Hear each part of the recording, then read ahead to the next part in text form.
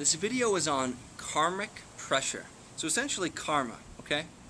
So all karma is a friction in the energetic movement of the universe. So, and I would use another term for the universe as God. So God in motion. Whenever a creation of in this system holds on, gets stuck to an old thought form, so this relates to both the inner world, so the mind world, and also the outer world of structures and society. So in the inner world, if you have a pattern that you learn very young, so your mind will gravitate towards the ego contraction, the me, or the mind will gravitate towards a pattern in which maybe you feel special, or the mind will gravitate towards a pattern in which you feel confident. These things were developed when you're young, and at some point you need to let them go to evolve. Patterns of anxiety and depression, these things we develop, we can move on from them. We have to see them, we have to understand them, integrate them. As a culture, we develop maybe a government that, or even an economic system that is very relevant to the times, right?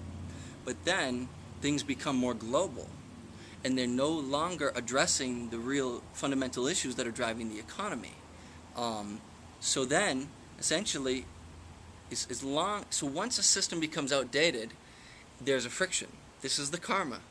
As soon as once this friction occurs, pressure begins to build in the system until consciousness can break through to new evolutionary structures. So the more you hold on to these old structures, whether it's a job that's no longer serving you, or a relationship that's no longer working, you just know it in your heart. It's time to move on. In your intuition, it's done. Whatever this was for is done. It's time to move on. And the reason we hold on is because of fear. So fear will make us hold on to these old things because we're afraid of the new. This is evolution. This is life. This is the expression of life, and especially in the human condition where it gets stuck.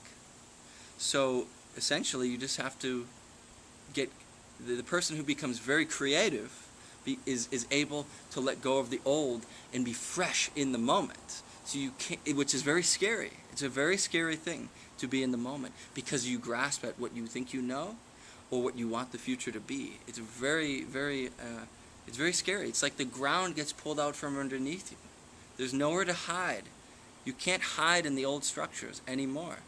And it's scary, which is why we hold on to governments and economic systems and currencies and schools, education systems, religions that no longer work. They're not relevant. They had a place. They had a time. Consciousness was there at a time. It was relevant. But now it's time to break through to something new.